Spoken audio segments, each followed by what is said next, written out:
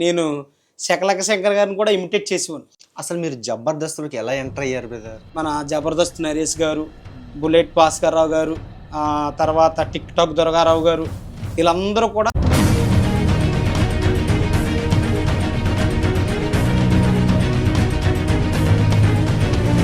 వెళ్ళి ఎలవయ్య చెప్పు అని చెప్పి చాలామంది పాస్టర్ల మీద తిరగబడ్డాను. పాస్టర్ల మీద తిరుగుబాటు చేయించాను కూడా. ఆ శకలక శంకర్ గారిని పట్టుకొని ఒక ఆఫీస్కి వెళ్ళాను. ఒక ఆఫీస్కి వెళ్ళి నిజంగా ప్రభు అన్నవాడు చూస్తాడంటున్నావు కదా, నువ్వు వెళ్ళి ప్రార్థన చేసుకుని నేను చూస్తాడు అనేవాడిని. కానీ పాప జన్మంతా క్రోట జాని పదే పాపం నీ పాపక దేవ పాప సంభవి ఇవన్నీ కూడా చెప్పేది. నేను సినిమా ఫీల్డ్లో ఎక్కడి వరకు వెళ్ళానంటే అసిస్టెంట్ డైరెక్టర్ వరకు కూడా వెళ్ళాను, చేసాను. సిగరెట్ బూడిద బీరులో వేసుకుని తాగితే కిక్ వచ్చింది నాకు. ప్రభు కోసం తెలుసుకోవడం గొప్పతనం కాదు, ప్రభుతో ఉండడం గొప్పతనం.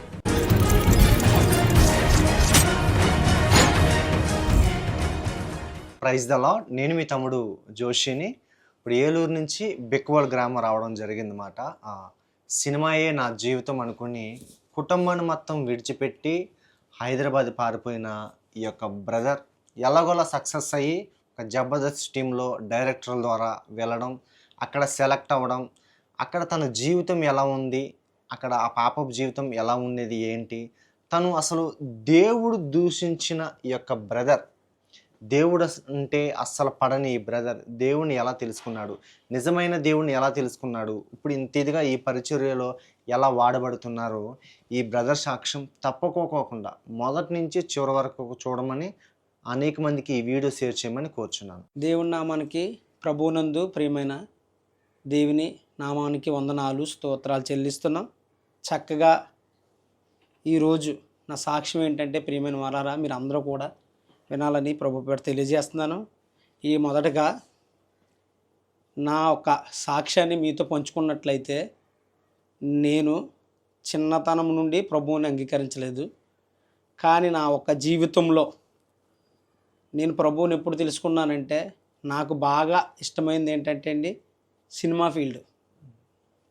సినిమా ఫీల్డ్ అంటే నాకు చాలా ఇష్టం. ఎందుకంటే ఆ చిన్నతనం నుండి ఒక యాక్టర్ అవ్వాలనేది నా కోరిక. ఆ యాక్టర్ అయ్యి నేను మంచి సెలబ్రిటీ అవ్వాలనేది నా కోరిక. కానీ యాక్టర్ల దగ్గరికి వెళ్ళాను, కలిసాను. అలాగే సినిమా యాక్టర్ అవ్వాలని చెప్పి హైదరాబాద్ తిరగనంటూ ప్లేస్ లేదు, తిరగనంటూ రోడ్డు లేదు, కృష్ణానగరం మొత్తం అంతా కూడా తిరిగాను. కానీ అంత దగ్గరికి వెళ్ళినా కూడా అందరు సెలబ్రిటీలు కలిసాను. మన జబర్దస్త్ నరేష్ గారిని కలిసాను, అలాగే మన శకలక శంకర్ గారిని కలిసాను, అలాగే బుల్లెట్ భాస్కర్ రావు గారు కలిసాను. ఎందుకంటే అండి నా సాక్షి మీతో ఎందుకు పెంచుకుంటున్నానంటే, నాకు సినిమా పిచ్చి అంటే చాలా ఇష్టం. కానీ దాని నుండి ప్రభువులోకి ఎలాగొచ్చాననేది మీకు తెలియాలి. కాబట్టి దేవుడు తన కృప చొప్పున నేను ముందు భవానీమాలు వేసేవాడిని. ఆ భవానీమాలు వేసి ప్రతి సంవత్సరం కూడా దశమి వస్తే పండగలు చేసేవాడిని, ఇదిలో అమ్మవారిని నిలబెట్టేవాడిని, జాతరలు చేసేవాడిని, జాతరలో ఊరేగించడం. ఎవరైనా ప్రభువుని నమ్ముకున్నవారు వస్తే వాళ్ళు ఏం చేసేవాడిని అంటే తునీకరించేవాడిని, హేళన చేసి తునీకరించేవాడిని. వెళ్ళి ఎలవయ్య చెప్పావు అనేవాడిని. కానీ వెళ్ళి ఎలవయ్య చెప్పావు అని చెప్పి చాలామంది పాస్టర్ల మీద తిరగబడ్డాను. పాస్టర్ల మీద తిరుగుబాటు చేయించాను కూడా. ఎందుకంటే అండి ప్రభు ఒక సాక్ష్యం ఎలా ఉంటుందంటే, ఇది నా వ్యక్తిగతంగా నా ఒక జీవిత సాక్ష్యం కాబట్టి అనేక మంది సేవకులను కూడా బాధించాను, హింసించాను. నేను ఒక యాక్టర్ని అవుదాం అనుకున్నాను. సినిమా ఫీల్డ్ అంటే సాదా మాసం కాదండి, అది అంటే ఆసామాసం కాదు, అంత తేలిక కూడా కాదు. సినిమా ఫీల్డ్ అంటే కొన్ని వందల మంది వస్తారు సినిమా ఫీల్డ్లోకి. నాలాంటి యవనస్తులు కొంతమంది కొన్ని వందల మంది వస్తారు. ఆ సినిమా ఫీల్డ్ని ఈ రోజుల్లో అనేక మంది యవనస్తులు కూడా ఎంచుకుంటున్నారు. కానీ నా జీవితానికి వస్తే నాకు సినిమా అంటే చాలా పిచ్చి. ఎందుకంటే అండి ఏ యాక్టర్ని చూసినా అలాంటి డ్రెస్ వేసుకోవాలి, ఏ యాక్టర్ని చూసినా ఏదైనా కొత్తగా పాట వచ్చిందంటే వాళ్ళు ఇమిటేట్ చేసేవాడిని. అలాగే నేను శకలక శంకర్ గారిని కూడా ఇమిటేట్ చేసేవాడిని. అసలు మీరు జబర్దస్త్లోకి ఎలా ఎంటర్ అయ్యారు బ్రదర్? జబర్దస్త్లోకి అంటే నాకు సినిమా ఫీల్డ్ అంటే చాలా ఇష్టం. హైదరాబాద్ వెళ్ళిపోయానండి, పారిపోయాను. మా తల్లిదండ్రులు కూడా నాకు చెప్పారు, వినలేదు. ఇలా వెళ్ళకూడదు, ఇది కరెక్ట్ కాదని చెప్పారు. కానీ నా గోల్ ఏంటంటే ఒక్కొక్కరికి ఒక గోల్ ఉంటుంది, ఒక్కొక్కరి జీవితంలో ఒక్కొక్క గోల్ ఉంటుంది. నా గోల్ అయితే సినిమా ఫీల్డ్. హైదరాబాద్ వెళ్ళిపోయి కృష్ణానగర్ అంటే చాలామందికి తెలుసు, అది ఫిలిం నగరు, మాదాపూరు. కృష్ణానగర్ అనగా అనేక మంది యవనస్తులు వస్తారు మన దగ్గరికి. అంటే సినిమా ఫీల్డ్ మీద పిచ్చి ఉన్న వాళ్ళు, అభిమానం ఉన్న వాళ్ళు ప్రతి ఒక్కరు కూడా వస్తుంటారు. ఆ 100 మందిలో ఎవరో ఒకరే 100కి 1,00,00,000కి సెలెక్ట్ అవుతారు. అందులోని నేను సెలెక్ట్ అయ్యాను. ఎలాగంటే కృష్ణానగర్లో పడుకున్నాను, రూమ్ రెంట కట్టలేక రోడ్లంటే తిరిగి వాడిని. అర్ధరాత్రి గడ దోమలు కుట్టేసి తర్వాత ఫుట్బాల్ మీద పడుకోవడం. అలాగే రోడ్లు అంట చూడండి చాలామంది తినేసి తాగేసి వాళ్ళు ఉంటారు, వాళ్ళ పక్కన పడుకోవడం. తర్వాత ఇంకోటి ఏంటంటే కసి, ఎందుకంటే సినిమా ఫీల్డ్లో అనేకంగా నేను పెద్ద యాక్టర్ని అయిపోవాలి అని చెప్పి టీయా కూడా నా దగ్గర డబ్బులు లేని రోజుల్లో కూడా ఒక కొట్టుకాడికి వెళ్ళి టీ అడిగాను, అది నాకు సహాయం చేయలేదు. ప్రతిది గారికి కూడా సినిమా ఫీల్డ్లోని నేను వెళ్ళనంటుది ఏమీ లేదు, నేను చేయలేంటిది ఏమీ లేదు. అనేక ఫుట్పాత్ మీద పడుకున్నాను. టిఫిన్ కావాలంటే, మనకు టిఫిన్ చేయాలంటే మార్నింగ్ ఎవరినైనా అడిగితేనే కానీ ఎవరో కూడా హైదరాబాద్లో పెట్టరు. అలాగే నేనేం చేశానంటే ఒక 3 నెలలు, అంటే 6 నెలలు అయింది సినిమా ఫీల్డ్కి వెళ్ళి. 6 నెలలు అయింది. 3 నెలలు అలాగే ఫుట్పాత్ మీద పడుకోవడం, మళ్ళీ పొద్దున్న లేగడం, ఏదో ఒకటి తిరగడం, పడుకోవడం, పొద్దున్న లేగడం, మళ్ళీ ఏదో తినడం. అప్పుడు నాకు ఇలాగ ఒక హీరో పరిచయం అయ్యారు, శకలక శంకర్ గారు. ఆ శకలక శంకర్ గారిని పట్టుకొని ఒక ఆఫీస్కి వెళ్ళాను. ఒక ఆఫీస్కి వెళ్ళి ఆఫీసుల చుట్టూ తిరిగితే వాళ్ళేమో బయటికి గెంటేయడం, అవకాశాలు ఏమో పోనివ్వరు, ఒకళ్ళేమో కాలర్ పట్టుకునేవారు, ఒకళ్ళేమో ఉమ్ము కూడా ఊసారు. నువ్వు ఆఫీస్ బాయ్గా చేస్తావా, నువ్వు యాక్టర్గా చేస్తావా అని ముఖం మీద కూడా తిట్టిన వాళ్ళు ఉన్నారు.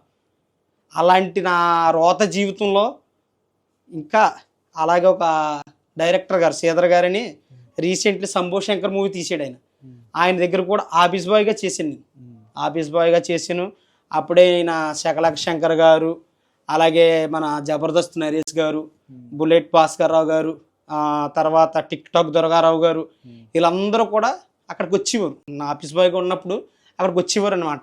అయితే వాళ్ళనే ఏదైనా అవకాశం అడుగుదాం కదా అని చాలా ప్రయత్నాలు చేశాను. ఆ ప్రయత్నాలు కూడా అన్నీ కూడా విఫలం అయిపోయి ఎందుకురా బాబు జీవితం అనిపించింది. అయినా కూడా ఒక పక్కనేమో అమ్మాలు ఫోన్ చేసి నా కొడుకు ఎలా ఉన్నాడు అని అడగడం. ఏంటంటే ఒక ఫేమ్లో ఉండాలి, ఒక యాక్టర్ని అవ్వాలి, ఒక ఇండస్ట్రీలో నేనే గుర్తింపు తెచ్చుకోవాలి. అంతే, అప్పుడు గుర్తింపు తెచ్చుకోవాలన్న ఆలోచన చేశాను. కానీ ఇంటికాడోళ్ళు వేధించడం, డబ్బులు లేక ఫోన్ చేసి అమ్మ ఫోన్ పే చేయించు, లేకపోతే డబ్బులు వేయించు అని వాళ్ళని కూడా నిందించాను. నా తర్వాత అక్కలను కూడా చాలా చుట్లు గద్దించాను, తిట్టాను కూడా. ఎందుకంటే సినిమా ఫీల్డ్ అనేది ఒక్కసారి మనం లోపలికి వెళ్ళామనుకోండి, అది మళ్ళీ బయటకు కూడా తీసుకురాదు. కానీ అలాంటి బాధలు, ఇంకోటి ఏంటంటే బాత్రలు కూడా కడిగాను సినిమా ఫీల్డ్లో. ఆఫీసులో అసిస్టెంట్ ఆఫీస్ బాయ్గా చేసి బాత్రాలు కడిగి, తర్వాత వాళ్ళు వచ్చిన సెలబ్రిటీలు అందరికీ టీలు ఇచ్చి, కాఫీలు ఇచ్చి, అలాగ మొత్తం ఆఫీస్ అంతా క్లీన్ చేసుకొని రాత్రనగా పగలనగా ఆ కృష్ణానగర్ చుట్టే తిరిగాను. అన్ని సమస్యల నుండి నేను సినిమా ఫీల్డ్లో ఎక్కడి వరకు వెళ్ళానంటే అసిస్టెంట్ డైరెక్టర్ వరకు కూడా వెళ్ళాను, చేశాను. ఇంకా 6 నెలల నుండి ఇంకా మనకు పని అవ్వదు, అందరూ కూడా గెంటేశారు, డైరెక్టర్లు గెంటేశారు.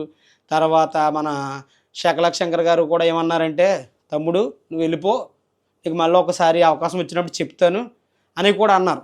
ఎందుకంటే నా ఫొటోస్ కూడా ఉంటాయి, మీకు జోషి అన్న గారు చెప్తారు చూడండి. అలాగే వాళ్ళతో ఉన్నలో నాకు కూడా ఏమీ తెలియలేదు. అలాంటి నా జీవితంలో మళ్ళీ వెళ్ళి 6 నెలలకి బయటకు వచ్చేసాక, అప్పుడు నాకు 6 నెలలు అయిపోయాక దసరా వచ్చాక కొద్దిగా ఎవరైనా చూస్తే సంతోషంగా భవనిమాల వేయడమని. అలాగే ఇంకోటి ఉండేది నాకు, ఇంకో అలవాటు ఏంటంటే సినిమా ఫీల్డ్లోని పాపం అంటే ఎవరైనా అమ్మాయిలు కనిపించిన, ఒక సినిమా యాక్టింగ్కి వచ్చిన వాళ్ళు ఏదైనా చేస్తే అది ఏంటంటే పాపం, వాళ్ళు వేసుకునే డ్రెస్సులు కానీ ఏం కానీ వాళ్ళు చూస్తుంటే ఒక ఆకర్షణ కలిగేస్తుంది.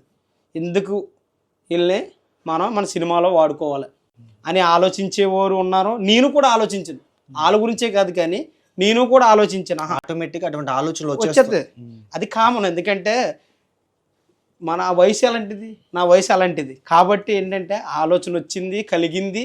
అలాగే కుర్రోళ్ళు సినిమా ఫీల్డ్లోకి వచ్చిన నాతో పాటు 4 ఉండేవారు. వాళ్ళు నన్ను మోసం కూడా చేశారు. ఒక రూమ్ తీసుకున్నాం అందరం. ఒక రూమ్ తీసుకొని ఒక 6 నెలలకి రెంట్ కట్టాలి. నెలకు వచ్చినోడికి 25,000 రెంట్ కట్టాలి. ఎవరి మీద 6 మీద 25,000 రెంట్ కడితే వీళ్ళందరూ మోసం చేసి వెళ్ళిపోయారు. నేను ఒక్కనే ఉండిపోయాను. వాళ్ళు కూడా ఏం చేశారు, నన్ను గెంటేశారు బయటికి. గెంటేసి తర్వాత ఇంకా ఇంకా ఎలా లాభం లేదు, ఇలా లాభం లేదండి. డబ్బులు లేకపోతే చెప్తే నమ్మరు. డబ్బులు లేకపోతే ట్రైన్ ఎక్కి టీసీ ఉంటారు కదా, టీసీకి దొరకకుండా బాతుల్లో ట్రైన్ బాతుల్లో ఉండి జాగ్రత్తగా మా ఊరికి వచ్చి ఇంత బ్రతికి కూడా నాకు బాధ కలిగింది. ఎందుకంటే అండి సినిమా ఫీల్డ్లో ఉన్న పాపమేనా, సినిమా ఫీల్డ్లో అయినా కూడా అప్పటికే నాకు బుద్ధి రాలేదు. అప్పటికే కూడా సినిమా ఫీల్డ్ ఎలాగైనా వెళ్ళిపోవాలి, సినిమా ఫీల్డ్ ఎలాగైనా వెళ్ళిపోవాలన్న ఆలోచన మీద ఉంది. అప్పుడు 6 నెలలు పోయాక మా ఊరు వచ్చాక, బిక్కబోలు వచ్చాక మా అమ్మగారు వీళ్ళు కూడా అందరూ కూడా చెప్పారు, వద్దు చిన్న వెళ్ళకో చేయకని. మా మేనత్త గారు, మా మేనత్త వచ్చి, మా నాన్నకి 2 చెల్లెలండి. ఆ 2 చెల్లెలు పెద్ద చెల్లి కాకినాడలో ఉంటుంది ఇక్కడే. ఆ తర్వాత చిన్న చెల్లి వచ్చి కృపావతి గారు, ఆవిడ కూడా పూజలు చేసేదండి. పూజలు చేసేది ఎందుకంటే మంత్రాలు చెప్పేది. కాని పాప జన్మంతా క్రోట జాని జాని పదే తదే పాపోని పాపదేవ పాప సంభవి ఇవన్నీ కూడా చెప్పేది. అలా చెప్పి కూడా అలాంటి ఆవిడ దేవుని తెలుసుకుంది, ప్రభుని తెలుసుకుంది. ప్రభుని తెలుసుకున్నాక ఆవిడ తెలుసుకుంది కదా. ఆవిడ తెలుసుకుంటే నేను హైదరాబాద్ నుంచి వచ్చాక మా అమ్మగారు అక్కడికి వెళ్ళాక మా అక్కలు అక్కడికి అంటే మా నాన్నగారు లేరు, చనిపోయారు. మా అమ్మగారు మా అత్తగారి దగ్గర పంపిస్తుంది, మా మేనత్త దగ్గర పంపిస్తుంది. పంపించాక ఆవిడనప్పటికి ప్రభుని తెలుసుకుంది. ప్రభుని తెలుసుకున్నాక నన్ను పంపించింది. అత్త ఎందుకు చెప్పేస్తావు, మీరు ప్రభుని నమ్ముకున్నారు, మీరు దేవుని నమ్ముకున్నారు, కానీ నాకు మాత్రం దయచేసి కాకేకు యేసు ప్రభు గురించి చెప్పొద్దు. ఆయన అంటే సిరాకు, ఆయన ఎవరో కూడా నాకు తెలీదు. ఆయన అంటే కోపం, ఆయన అంటే పగ. ఎందుకంటే నా ఫీల్డ్ అంతా, నా ఆలోచన అంతా ఎక్కడ ఉండేది, సినిమా ఫీల్డ్లోనే. కానీ నాది సినిమా ఫీల్డ్. కానీ అలాంటి మా అత్త అలా చెప్పినా సరే నేను లెక్క చేయలేదు. మళ్ళీ ఏదో రకంగా ఏదో ఒకటి ఇంట్లో ఏదో ఒకటి పాటు చేసి ఏం చేద్దామంటే ఏదో ఒకటి అమ్మేయడమో లేకపోతే ఏదో ఒకటి చేయడమో మళ్ళీ వెళ్ళిపోవాలన్న ఆలోచన పుట్టింది. ఆ తర్వాత దశమి వచ్చింది. దసరా వచ్చాక దసరా మహోత్సవాలు జరుగుతాయి కదా. ఆ దసరా మహోత్సవంలో ఫ్రెండ్స్ వచ్చారు నా దగ్గరికి, మా ఊళ్ళో ఫ్రెండ్స్ వచ్చి, నా పేరు అశ్రియ, ప్రభువులోకి వచ్చాక ఆమోస్గా పేరు నన్ను మా సేవకులు నియమించారు, పెట్టారు. రక్షణ తీసుకున్నాక ముందు పేరు అయితే అశ్రియ నా పేరు. ప్రభువులోకి రాకముందు దసరాకే నేనే ఫస్ట్ మాలేసేవాడిని. 11 రోజులకు ఒకసారి వేసేవాడిని, 21 రోజుకి వెళ్ళేవాడిని, 41 రోజుకి వేసి చండీ యాగానికి. ఎందుకంటే నాకు అనుభవం అంతా. అలాగే చండీ యాగానికి కూడా వేసాను. ఇంకోటి ఏంటంటే మార్నింగ్ 2 గంటలకల్లా చల్లనీళ్ళు తానం అంటే చాలా ఇష్టం నాకు. ఆ చల్లనీళ్ళు తానమే చేయక మంగళ హారతి కూడా పాటలు పాడేవాడిని. నేనే కాదు, నాతో పాటు ఉన్న కుర్రలను కూడా లేపేసి వాళ్ళ మీద నీళ్ళేసి అలా తీసుకెళ్ళేవాడిని. పూజ చేసేవాళ్ళు భవానిమాలు తీసేవాళ్ళు. 9 రోజులకి అయితే 9 రోజులకి, 11 రోజులు అయితే 11 రోజులు, 21 రోజు అయితే 21 అంతే. భవానిమాలు తీసాక మేము అందరం కోడిని కోసుకోవడం, సరదాగా పార్టీలు ఉంటాయి కదా, కొళ్ళు తాగడం అని, కుర్రోళ్ళు ఎంజాయ్ చేస్తారు కదా, కొళ్ళు తాగడం అని, మొక్క తినడం అని ఇవన్నీ కూడా చేసాను. అంటే నా జీవితంలో నేను నేర్చుకున్నాను. నా జీవితంలో కొళ్ళు తాగడం, ఎంజాయ్ చేయడం, కుర్రోళ్ళు సరదాగా ఉంటుంది కదండి. 4 కుర్రోళ్ళు ఉన్నారనుకో, అక్కడికి వెళ్దామని ఒకడు అంటాడు, ఇక్కడికి వెళ్దామని ఒకడు అంటాడు, ఇక్కడ కానీ ఇవన్నీ కాదు. శుభ్రంగా చెట్టుకాడికి వెళ్ళి చక్కగా మాంసం వండుకొని నైవేద్యం పెట్టుకొని అందరం కూడా గుండ్లు కొట్టించుకొని ఇలా నామాలు పెట్టుకొని చేసి అంత ఇష్టంలో అంత దీక్షలు ఉండేవాళ్ళు. మీరు ఎంత ఇదిగా జీవిస్తున్న మీరు అసలు యేసుక్రీస్తు ప్రభు అంటే పడని మీరు, యేసుక్రీస్తు ప్రభుని దూషించే మీరు దేవునిలోకి వచ్చిన తర్వాత ఎంత విధిగా మీరు ఎలా వాడబడుతున్నారు, అసలు దేవుణ్ణి ఎలా తెలుసుకున్నారు బ్రదర్ మీరు? అంటే బ్రదర్, దేవుణ్ణి అందరూ తెలుసుకుంటారు, కానీ అది కొందరే చూస్తారు. నాకు ఒక కీర్తన అలవాటు వస్తుంది. ఎందుకంటే 34 కీర్తనలో 10వ వచనంలో ఉంటుంది, యెహోవా ఉత్తముడని రుచి చూచి తెలుసుకొనిడని ఉంటుంది. ఆ మాటను చాలా పట్టుకుంది. ఎందుకంటే యేసుక్రీస్తు ప్రభు అని తెలుసుకోమని మా అత్త చెప్పింది నాకు, ప్రభావతి గారు చెప్పారు. కానీ నేనేం చేశానంటే అప్పటికి కూడా అసలు చెప్పొద్దు పో, ఇదే మాట చెప్పొద్దు, ఎల్లుని దారిని చూసుకో. ఒకవేళ చెప్పావు అంటే నీతో నేను మాట్లాడదు. అలాగే సంవత్సరం కూడా మాట్లాడలేదు. సంవత్సరం వాళ్ళ ఇంటికి కూడా వెళ్ళలేదు. సంవత్సరం వాళ్ళ ఇంటికి కూడా వెళ్ళలేదు. బాబోయ్ ఇంటికి వెళ్ళినప్పుడల్లా ప్రభు గురించి చెప్పి బుర్ర తినేస్తున్నారా బాబు అని చెప్పి కూడా కొట్టుకునే రోజులు ఉన్నాయి. ఎందుకంటే ప్రభువు కోసం ఎవరికి చెప్తారమ్మా? మీరు వెళ్ళి మీ దేవుడిని నమ్ముకున్న వాళ్ళు చెప్పుకోండి అనేవాడిని నేను. ఎవరికి? మీ ప్రభువుని నమ్ముకున్న వాళ్ళకి చెప్పుకో, నాకు మాత్రం చెప్పద్దు. ఈలోపు మా ఫ్రెండ్స్ వచ్చి ప్రభువుని మాత్రం నువ్వు అంగీకరించుకో, ప్రభువుని అంగీకరిస్తే మళ్ళీ అందులో గెలిపేవంటే బయటికి రావడం కష్టం అన్నారు. కానీ ఇక్కడ ఏంటంటే ప్రభువుని తెలుసుకున్నది మీరు అన్నారు కదా బ్రదర్ ఇందాకలా, ప్రభువుని తెలుసుకున్నారు, ఇలా వాడబడుతున్నారంటే దానికి అర్థం ఏంటంటే ఈరోజు దేవుణ్ణి తెలుసుకోవడం అనేది చాలామంది తెలుసుకుంటారు. చాలామంది అవగాహన లేకుండా ప్రభువుని తెలుసుకున్న వారు ఉన్నారు, ప్రభు కొరకు సేవ చేసిన వారు ఉన్నారు, ప్రభువులో బ్రతుకుతున్న వారు కూడా ఉన్నారు. కానీ నేను ఎలా తెలుసుకున్నానంటే ఒక దిక్కున పనికి వెళ్ళాను. హైదరాబాద్ నుంచి వచ్చిన వెంటనే మా అత్తగారు చెప్పారు, ఆవిడ మాటను తురీకరించాను, తోసివేసాను. ఆమె బాబు ఈవిడ దగ్గరికి వెళ్ళకూడదురా బాబు, బుర్రతినెత్తదురా బాబు, బుర్రతినెత్తదురా బాబు అని ఓన్ని. ఆ తర్వాత నేను ఏం చేశానంటే ఇవన్నీ కాదు, ఆవిడ దూరంగా ఉండాలి, మనం దూరంగా ఉండాలి, మనం దూరంగా వెళ్ళిపోవాలి. అప్పుడు నేను ఏం చేశానంటే తాప్పనికి వెళ్ళివ్వండి. హైదరాబాద్ నుంచి వచ్చాక దసరా మాల భవానీమాల తీసాక వాళ్ళ ఇంటికి మానేసాను. ఒక సంవత్సరం పాటు వెళ్ళడం మానేసాను. ఎందుకంటే బుర్రతిని ఇంటికి వచ్చింది. మళ్ళీ ఇంటికి వచ్చి కరెక్ట్గా పొద్దున్న 7 గంటలకల్లా లెక్క ముందు వచ్చి ఏడు మా మేనల్ డేట్ అని అడిగింది. అడిగే మళ్ళీ ఇంటికి వచ్చేసింది. మళ్ళీ ఇంటికి వచ్చి ఆదివారం మాటలు 3 వారాలు వచ్చింది నా దగ్గరికి. 3 వారాలు వచ్చి శ్రీయ రావట్లేదే, చిచ్చికి రావట్లేదు, నువ్వు చెప్పాను కదా నీకు ప్రభు అయ్యో బాబోయ్ మళ్ళీ మొదలెట్టింది, పెద్ద తలకే పోట్లా ఉందే, ఈవిడికి దొరకకూడదు అని చెప్పి నైట్ కూడా ఇంటికి వచ్చేవాని కాదు. అక్కడ నాకు అలవాటు కదా ఫ్రెండ్స్ ఇంటికాడ పడుకుంటు. ఆవిడ చెప్పితే నమ్ముకోవడం గొప్ప కాదు. యేసుక్రీస్తు వారిలో చూసింది ఏంటంటే నేను చెప్పితే తెలుసుకునే వాళ్ళు కొంతమందే, కానీ నేను తునీకరించాను కాబట్టే తెలుసుకున్నాను. అది ఎలా తెలుసుకున్నాను అన్నది కూడా నేను చెప్తున్నా సాక్షి ద్వారా. నేను తాపి పని చేసేవాడిని బ్రదర్, తాపి పని చేసేవాడిని, పెయింటింగ్ పని చేసేవాడిని. నా సినిమా ఫీల్డ్ అయిపోయాక తాపి పని చేశాను, తర్వాత పెయింటింగ్ పని చేశాను, చెరువుల పని కూడా చేసేవాడిని, చేపల పని కూడా చేసేవాడిని. తర్వాత ఒక మందిరం దగ్గరికి వెళ్ళాం. మందిరం దగ్గరికి వెళ్ళి పని చేస్తుంటే తాపి పని చేస్తుంటే పైకి ఎక్కాను. పైకి ఎక్కి ఒక ఆవిడ, పెద్ద ఆవిడ అనమాట, ముసలావిడ వచ్చి సంతోష్ అమ్మగారి పేరు, ఇప్పుడు కూడా ఉంది ఆవిడ. ఆవిడకి 80 సంవత్సరాలు వచ్చినా కూడా ఇప్పుడు కూడా ఉంది. ఆవిడ మీకు పరిచయం చేస్తున్నా, ఆవిడ ఇప్పుడు కూడా ఉంది. బాబు ప్రభువుని తెలుసుకో బాబు, నీకు నిత్య జీవం ఇస్తారు, ప్రభువుని తెలుసుకో బాబు, నీకు నిత్య జీవం అనేది ఉంటుంది అన్నారు. పనికి వెళ్ళాను. పనికి వెళ్ళినప్పుడు పైనుండి కిందకి పడిపోయాను. ఈ పూట అంతా కూడా నొప్పి వచ్చింది. నొప్పి వచ్చి గబగబా పనిచేసి కుర్రలు అందరూ వచ్చి నన్ను సాయం పెట్టి చర్చిలో పడుకోబెట్టారు. చర్చిలో పడుకోబెట్టి వద్దు తీసుకెళ్ళిపోండి అన్నాను. ఎందుకని నాకు చర్చ్ అంటే ఇష్టం లేదు. నాకు చర్చ్ అన్న ప్రభు అన్న చాలా కోపం. అలాగే మా జువ్వలదొడ్లో ఒక ఆయన ఉంటాడు, పాస్టర్ గారు. నేను వెళ్ళినప్పుడు ఆయన ఎదురొచ్చాడంటే ఈయన దొంగ పాస్టర్ అనివ్వండి, పేరు చెప్పను కానీ దొంగ పాస్టర్ అనివ్వండి. దొంగ పాస్టర్ అని ఎందుకని ఇవ్వండి, అత్తమానికి ప్రభు కోసం చెప్పేవాడు. ఇప్పుడు ఎవరైనా చూడండి మంచి చెప్పారు అనుకో వాళ్ళకి ఎక్కుతుందా? ఎక్కదు కదా. అందుకనే ఏమనివ్వండి, దొంగ పాస్టర్ వచ్చాడు జాగ్రత్తగా ఉండాలని నేను అన్నది కాక నా ఫ్రెండ్స్తో కూడా అనివ్వండి. కాబట్టి అక్కడ తాపని చేసాను, పైనుంచి పడిపోయాను. తర్వాత ఆవిడ చర్చిలో పడుకోబెట్టారు వాళ్ళందరూనే. ఇదంతా తగిలిసింది వెనకాల. అయినా కూడా ప్రభువుని అంగీకరించలేదు. నేను ప్రభువుని అంగీకరించలేదు. రెండోది ఏంటంటే సంతోష్ అమ్మగారు అని పెద్ద ఆవిడ అని చెప్పాను కదా, ఆవిడ బాబు ప్రభుని నమ్ముకోబాబు అని చెప్పి ఎక్కడికి వెళ్ళినా ఈ ప్రభు మాట మీకు వినిపిస్తుంది. ఎక్కడికి వెళ్ళినా ప్రభు మాటే. ప్రతి ఒక్కడికి 1000 సుట్లని చెప్పుకుంటారండి. నేను అనుకోలేనంత ప్రభు మాట చెప్పారు. అక్కడ చర్చిలో వచ్చి చెప్పినాక ఆ బాధతో కూడా కుంటుకుంటూ వెళ్ళిపోయారు.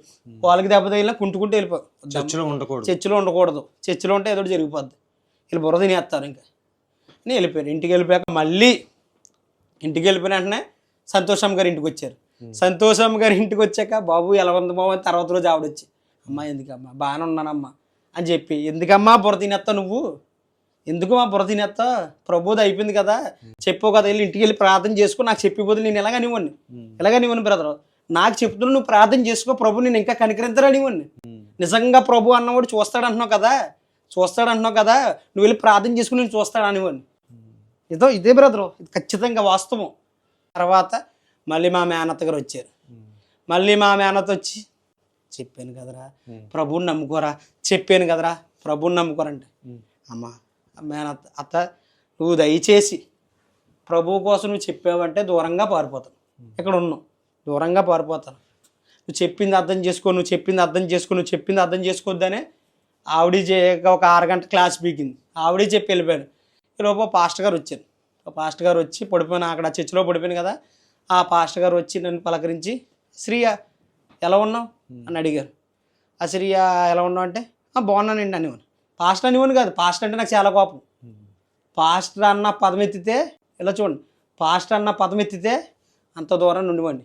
మామూలుగా వచ్చి ప్రార్థన చేసేవారు, మళ్ళీ ప్రార్థన చేసేవారు. ప్రార్థన చేస్తే ఎలాగా, దయచేసి మీరు వచ్చారా, చూసారా, వెళ్ళారు, ప్రార్థన మాత్రం చెయ్యొద్దు. ఎందుకంటే ప్రభు ప్రార్థన అన్న నాకు అసహ్యం. అప్పుడు వచ్చాడు, పలకరించాడు, వెళ్ళిపోయాడు. తర్వాత మళ్ళీ అలాగా ఒక 6 రోజులకో ఒక వారం రోజులకో జాగ్రత్తగా తగ్గిపోయింది. తగ్గిపోయాక మేము ఇంక హీరోని కదా నేను, తగ్గిపోయాక మళ్ళీ తిరిగేసాను. మళ్ళీ తిరిగి ఎంజాయ్ చేసి పిల్లలతో ఇంకోటి చేసాను ఉండవు ఇందులోని బ్రదర్ గారు, సిగరెట్లు అలవాటు చేసుకున్నాను. సిగరెట్ అంటే నాకు స్మోక్ అంటే ఎలాగ ఇష్టం అంటే, బీరులు తాగేవాళ్ళు. అంటే సాక్ష్యం ఎందుకంటే అండి, ఎందుకు చెప్తున్నానంటే సాక్ష్యం, బీరులు తాగేవాళ్ళు. బీరులు తాగిన దాంట్లో ఎవరైనా బీరులు తాగేసి మామూలుగా వదిలేస్తారు. నేనైతే సిగరెట్ బూడిద అందులో వేసుకొని తాగితే కిక్ వచ్చింది నాకు. సిగరెట్ బూడిద బీరులో వేసుకొని తాగితే కిక్ వచ్చింది నాకు. ఎందుకంటే అది లేటెస్ట్ వెర్షన్. అంటే నాకు అలా కిక్ వచ్చింది. చీప్ నెక్కర్ అని మందు ఒకటి ఉంటుంది. ఆ మందు కూడా ఎవరైనా మా ఫ్రెండ్స్ ఎవరైనా కూడా, అంటే కుర్రోళ్ళు కదండి, కుర్రోళ్ళం కదా, సరదాగా పార్టీలు పెట్టుకున్నప్పుడని, అవి పెట్టుకున్నప్పుడని, ఇవి పెట్టుకున్నప్పుడని అలాగేలాగా చేసేవాళ్ళు. చేసి ముందు ఎవరైనా ఏం చేస్తారో నీళ్ళు వేసుకొని తాగుతారు. నేను అలా కాదు, కాయ కొట్టడం, డైరెక్టర్ పోసేయడం, అంతే. పోసేయడం, జాగ్రత్తగా ఇంటికి వెళ్ళడం, అమ్మకు తెలియకుండా స్వల్ప తీసుకొని పడుకోవడం. ఇంకెలా లాభం లేదని తాపని మానేశాక పెయింటింగ్ పని చేసేవాడిని. పెయింటింగ్ మనం ఒక 10 మందిని తీసుకెళ్ళేవాడిని. 10 మందిని తీసుకెళ్ళాక అక్కడ కూడా పార్టీలు మొదలెట్టాను. అక్కడ కూడా వాళ్ళకి ఏం చెప్పుకున్నారు పార్టీ. అందులో ఒకళ్ళు ప్రభువు నమ్ముకున్న కుర్రోడు ఉన్నాడు. అరే బాబు నువ్వు తాగరా, ఇలేషా పేరు, కుర్రోడు పేరు ఇలేషా, నాతో పెయింటింగ్ పనికి వచ్చేవాడు. నైట్ 6 అయ్యిందంటే పని దిగిపోతాం. పని దిగిపోయాక ఏం కావాలి మాకు, దావత్. దానికి పేరెట్టుకోవాలి, దావత్ టైటిల్ ఇదే, దావత్ అని పెట్టుకుని మళ్ళీ పార్టీ, సాయంత్రం పార్టీకి. అందులో ఇలేషా అని కుర్రోడు ఉండేవాడు, ప్రభువుని నమ్ముకున్నాడు. ఆయన ఒక ఆట ఆడించేవాడిని. ఒక ఆట ఎందుకు ఆడించేవాడిని అంటే, ప్రభువుని నమ్ముకుంటే ముందు తాగకూడదు అన్నాడా నీ ప్రభు, ఇదే మాట్లాడేవాడిని. ప్రభువుని నమ్ముకుంటే ముందు తాగద్దు అన్నాడా నీ ప్రభు.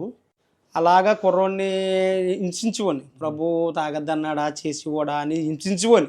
అయినా కూడా కుర్రోడు, ఇందులో నేను తెలుసుకుంది ఏంటంటే అండి, ఇందులో ప్రభువుని నమ్ముకున్న వాళ్ళు చాలామంది, నేను గమనించింది ఏంటంటే ప్రభువుని నమ్ముకున్న వాళ్ళకి చాలామంది ఓర్పుగా ఉంటారండి.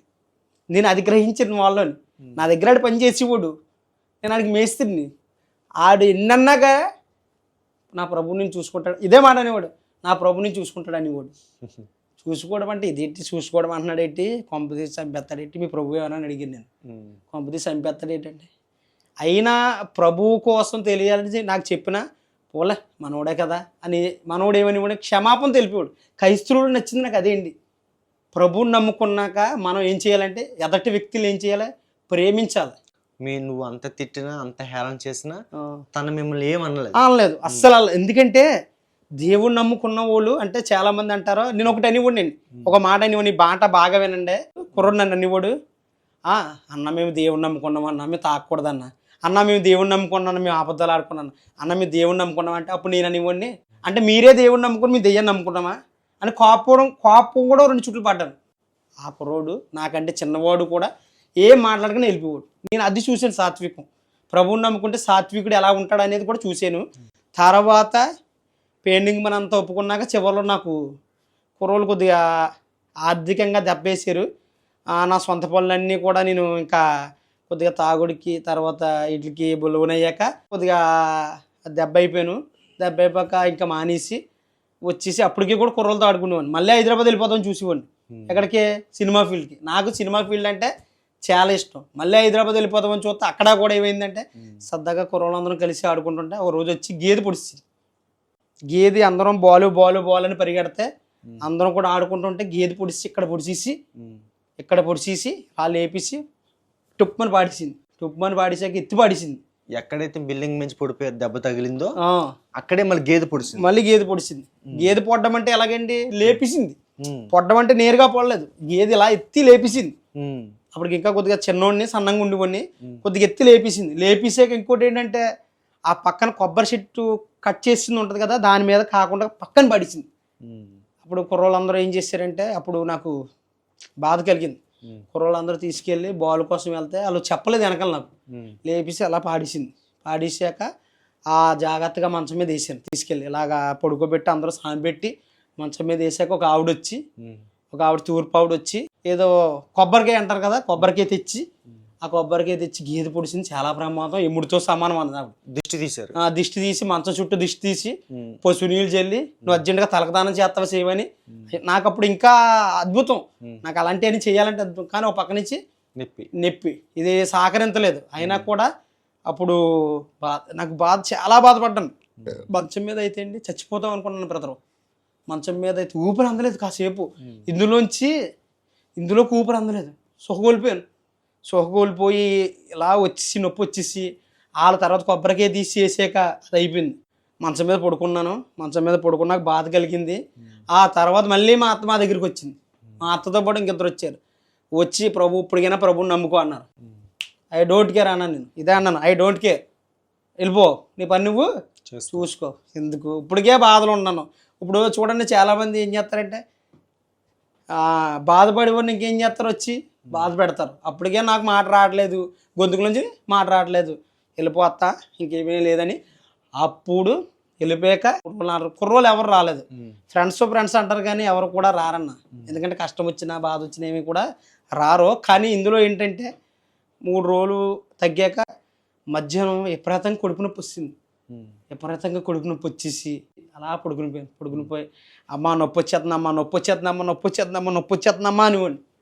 ఆ నొప్పి వచ్చేస్తుందమ్మా అంటే గ్యాస్ట్రిక్ లేకపోతే ఇదా అదా అని చూపించి అలా చెప్తే ఇదంతా ఈ పోటంతా నొప్పి వచ్చి ఇంక నేను చచ్చిపోతాను, ఇంకొద్దు వదిలే, చచ్చిపోతాను అనివ్వండి.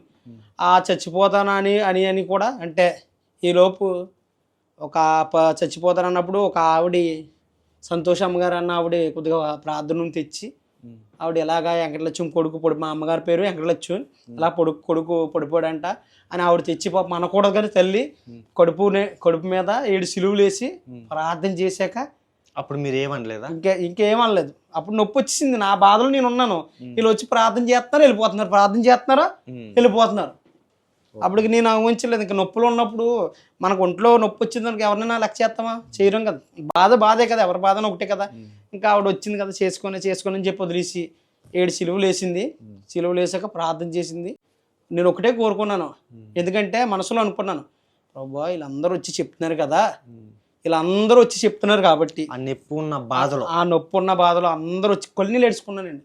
నొప్పి ఉన్న బాధలో వచ్చి అందరూ చెప్తున్నారు కదా ప్రభువా, ఒక్కసారి వీళ్ళందరూ కాదు, నీవు నాకు నీ దర్శనం ఇయ్యి, నీ దర్శనం ఇస్తే నువ్వు కనబడితే నేను ఎవరో చెప్తే కాదు, నాకు నేనే వస్తాను మందిరానికి, మందిరానికి వచ్చి నేను కూర్చొని మోకరించి ప్రార్థన చేసుకుని వెళ్తాను. నాకు ఒక్క అవకాశం ఈ తండ్రి అన్నాను. ఒకటే అన్నాను, నాకు ఒక్క అవకాశం ఇవి అనేవాడిని. అలా కాసేపు పడుకున్నాను. తెల్లగా కాసేపు పడుకున్నాక ఒక ఏదో వెలుగుదూత కింద వచ్చింది. వెలుగుదూత కింద వచ్చి తెల్లగా నా మీద అలా దిగినట్టు, ఇలా వచ్చి దిగితే నాకు చక్కగా దర్శనం వచ్చినట్టు, నీకు నొప్పి తగ్గిపోతుంది కంగారు పడకు అన్నట్టు. అంటే నువ్వేం రాకన్న నిద్రలో పలికింది. కల్లోనే పడుకున్న కల్లోనే నిద్ర పలికి మా అమ్మ వచ్చి ఏదో అయిపోయింది బాబు, దెయ్యం పడిచింది బాబు అంటున్నాను. అప్పుడు ఆ ఎలుగు వచ్చి నా మీద తాగలనే అప్పుడు నొప్పి అన్నదే అప్పటి నుంచి ఇప్పుడు కూడా నొప్పి రాలేదు. వెనకాల ఇప్పుడు కూడా ఏ రోజు కూడా మందులు వాడలేదు. అప్పటి నుంచి ఇప్పుడు కూడా కడుపులో నొప్పి కానీ ఎక్కడ నొప్పి కానీ ఎప్పుడు కూడా రాలేదు. కానీ అప్పుడు మళ్ళీ మా తర్వాత రోజు నొప్పి తగ్గాక నేను వస్తాను అన్నాను ఆయన దగ్గరికి. ఏంటంటే వస్తాను ప్రభు అన్నాను. ఆ తర్వాత మా అత్త చర్చికి వెళ్ళింది. మా అత్త దగ్గరికి వెళ్ళాను, నేను పరిగెట్టుకొని వెళ్ళాను. వెళ్ళాక మా అత్త చర్చికి వెళ్ళిపోయిందంట. మా అత్త చర్చికి వెళ్ళిపోతే నేను చర్చికి వెళ్ళి బయట కూర్చున్నాను. అంటే నాకు తెలియదు కదా అప్పుడు, చర్చ్ ఫాస్టర్లో తెలియదు, చర్చ్ అంటే తెలియదు, పాటలు పాడడం రాదు, ఏమీ రాదు, అస్సలు ఏం తెలియదు నాకు. అలా బయట కూర్చొని మీ అత్త లోపల ఉందమ్మా అంటే అప్పుడు నేను ఇలా బయట కూర్చొని చర్చి దగ్గర అలా నిలబడి అలాగా వాళ్ళు చెప్పిన వాక్యం వింటూ పాట పాడుతుంటే అలా వింటే అప్పుడు ఈ లోపు మా అత్త వచ్చి ఈ లోపల తీసుకెళ్ళి కూర్చోబెట్టింది. వాళ్ళందరూ ఎలా ఉన్నారంటే, లోపలికి వెళ్ళి ఎలా ఉన్నారంటే, చాలామంది నన్ను మా ఫ్రెండ్స్ అడిగారు, ఇదిట్రా మొన్నటి వరకు మనతో పాటు ఉన్నాం కదా, భవానీ మాలలు వేసావు కదా, ఎంజేసి వేసాం కదా, సిగరెట్లు తాగావు, ముందు తాగావు, ఎన్ని చేసావు, ఇప్పుడు నువ్వు చర్చిలో కూర్చుని పెట్టి వాళ్ళందరూ నిన్ను తక్కువ చేసి మాట్లాడతారా నీ ఊరు, తక్కువ చేసి మాట్లాడతారు, అలా ఎలాకో మన ఫ్రెండ్షిప్కి విలువపోద్దని ఊరు బ్రదరు, అలాగని ఊరు బ్రదరు, మన ఫ్రెండ్షిప్కి విలువపోద్ది అన్నారు. కానీ ఫ్రెండ్స్ ఎప్పుడు వచ్చారు, చర్చికి వెళ్ళేటప్పుడు వచ్చారు, కష్టాల్లో ఉన్నప్పుడు ఫ్రెండ్ రాలేదు. మూసుకొని ప్రభా ఇంతవరకు నేను తప్పు చేశాను ప్రభా, ఇంకా ఈసారి నుంచేనా నేను నీ కోసం జీవిస్తాను, ఒకసారి అవకాశం ఇచ్చావు నాకు, ఈ అవకాశాన్ని కాపాడుకుంటాను, మరొక అవకాశం నేను తెచ్చుకునేలాగా చేసుకోని అని చెప్పి ప్రార్థన చేసుకుంటే ఒకటే చూశానన్న, ఒకటే చూశాను. ఏం చూశానంటే ప్రభు దర్శనం చూశాను. రెండోది నాకు రావాలనిపిస్తేనే వచ్చాను. మా అత్త చెప్పింది, సంతోషమ్మ గారు చెప్పారు, తర్వాత మీకులాంటి వాళ్ళు చాలామంది చెప్పారు, కానీ నేను నమ్మలేదు, విశ్వసించలేదు. కానీ నా ద్వారా నేను వచ్చాను, నా ద్వారా నేను వచ్చి అప్పటికీ కూడా వీళ్ళందరూ కూడా నన్ను కొత్తగా చూస్తున్నాను. కొత్తగా చూసినా కూడా ఏం చేసి ఉందా, వచ్చి ప్రార్థన చేసుకొని అలా ఉండివ్వండి. అలా ఉండి 2017లో రక్షించబడ్డానన్న. ఆ ప్రార్థన చేసుకున్నాక ప్రతి వారం వెళ్ళిపోయింది. 365 రోజులు కూడా ప్రభు నాకు చేసిన కార్యాన్ని బట్టి ఎప్పుడు మానలేదు. ఆ బాధ అనిపించింది, బాధ అనిపించింది నాకు. ఇప్పుడు చూడండి, ఎవరికైనా ఏదో బాధ వచ్చింది అనుకో, అప్పటి వరకు ఏమవుద్ది తెలీదు. అందుకే ఆ బాధ అనిపించింది నేనే కాబట్టి 365 రోజులు ఆదివారాలు మానకుండా వెళ్ళింది. శనివారం ప్రార్థన పెట్టినా వెళ్ళిపోవండి, శుక్రవారం ప్రార్థన పెట్టినా వెళ్ళిపోవండి, మంగళవారం ప్రార్థన పెట్టినా వెళ్ళిపోవండి. దాంతోపాటు చర్చిలో కుర్రలు కలిసారు. అలాగా ప్రార్థనలోకి వెళ్ళిపోయాను. ప్రార్థనలోకి వెళ్ళాక ఇంకోటి జరిగింది ఏంటంటే, ప్రార్థనలోకి వెళ్తే పాటలు నేర్చుకున్నాను. అలాగా వాక్యం చదవడం నేర్చుకున్నాను, ప్రభు కోసం నేర్చుకున్నాను, ప్రభు కోసం తెలుసుకున్నట్టు అలాగా ప్రభు సేవలో కూడా అలాగా స్టెప్ బై స్టెప్ ముందు అప్పుడు మా సేవకులను పిలిచి పాట పాడడానికి అవకాశం ఇచ్చారు. ఆమోస్ గారు అప్పుడు రక్షణ తీసుకున్నాక ఆమోస్ గారిని పేరు పెట్టారు. నాకు అశ్రీగా ఉన్న నా జీవితం ఆమోస్గా మారింది. ఆమోస్గా ఒక స్టెప్ బై అలాగా ఎక్కడ మీటింగ్ పెట్టినా, ఏ రోజు మీటింగ్ పెట్టినా, ఒకవేళ కృతజ్ఞత కూడికైనా, కుటుంబ ప్రార్థనైనా, ఇప్పటికీ కూడా కుటుంబ ప్రార్థనైనా, ఎక్కడ ఒకవేళ కాకినాడ అవనే, బెక్కువలు అవనే, ఎక్కడ ఏ ప్రాంతంలో కూడా దేవుడు నన్ను బహుగా ఒక్కొక్క ఆశీర్వదించున్నాడో. ప్రార్థనకు కూడా వెళ్తున్నాను, సువార్త మీటింగ్లోకి వెళ్తున్నాను, ప్రభు కోసం తెలుసుకున్నాను. ప్రభువులో ఉన్నదండి గొప్పతనం, ప్రభువు కోసం తెలుసుకోవడం గొప్పతనం కాదు, ప్రభుతో ఉండడం గొప్పతనం.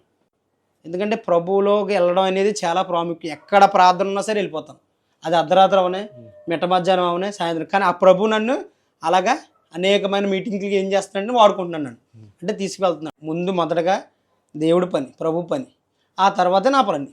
ప్రభు పనిని ఎప్పుడు కూడా పక్కన పెట్టి నా పని అనేది నేను చేయను. ఇప్పుడే కాదు, ఎప్పుడు కూడా చేయను. ప్రభు పని నాకు ప్రాముఖ్యం. ఇప్పుడు ఉన్న ఈ జనరేషన్లో, అంటే ఈ యొక్క జనరేషన్లో యవనస్తులు చాలామంది ఏమంటున్నారంటే, సినిమా ఫీల్డ్, సినిమాలో సక్సెస్ అవుతాం, సినిమాయే మాకు, చాలామంది ఏమనుకుంటున్నారు సినిమాయే దేవుడు అనుకుంటున్నారు. అది చాలా పొరపాటు. యవనస్తులు అందరూ కూడా తెలుసుకోవాల్సింది ఏంటంటే, సినిమా పాప జీవితం, అది సినిమా అనేది పాప జీవితం. పాపంలో బ్రతికినంత కాలం ఏదో ఒకటి మనం పోగొట్టుకుంటూనే ఉంటాం. సినిమా ఫీల్డ్కి వెళ్తున్న ప్రతి యవనస్తులు కూడా చెడిపోతున్నారన్న. ఎందుకంటే సినిమాలో చూపించేది ఒకటైతే దాని వెనకాల తెర వెనకాల జరిగినాయి కూడా చాలా కష్టాలన్న. ఎందుకంటే ఇటు కుటుంబాన్ని కోల్పోతాడు, వీడి జీవితం నాశనం అయిపోద్ది, మొత్తం వీడు ఎందుకు పనికి రాకుండా రోడ్ల మీద పిచ్చోళ్ళు తిరుగుతారు. అలా తిరుగుతున్నారు ఈరోజు యవనస్తులు. దయచేసి సినిమా ఫీల్డ్లోకి వెళ్ళదని ప్రభు పేరట మేము అందరి యవనస్తులకు కూడా నేను తెలియజేస్తున్నాను ప్రేమతో. ఈ మాటలు దేవుడు ముగిస్తున్నాను. దేవుడు దీవించును గాక. ఆమేన్. ఆమేన్.